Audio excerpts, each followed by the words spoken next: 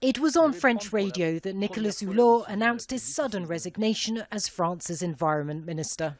For the first time, I'm going to take the hardest decision of my life. I don't want to lie to myself anymore. I don't want my presence in this government to be taken to mean that we are doing enough to tackle this challenge. Hulot had spent 15 months in government under President Emmanuel Macron, during which he'd helped stop controversial plans to build an airport on farmland.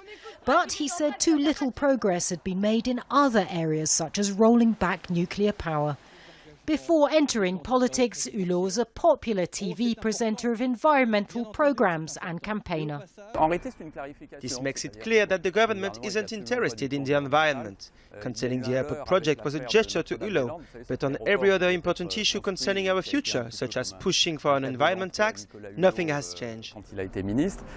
Macron was on a state visit to Denmark when he learned of the resignation. Hulot had not told him beforehand.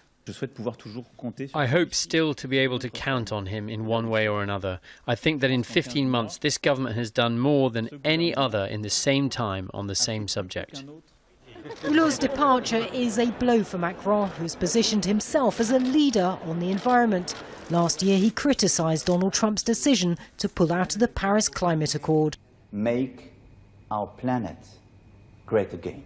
Macron also hosted an international conference on climate change right here in Paris. It was attended by dozens of world leaders, environmental experts and campaigners. Macron likes to present himself internationally as a leader for environmental issues on climate change, and here Hulot says, I did really what I could, I did my very best for 1 year and 3 months. I did not succeed because this president obviously does not consider environmental issues as primary issues, so that's a really tough blow for Macron.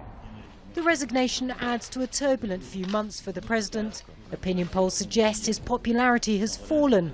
Some people say he focuses too much on economic growth and not enough on social issues.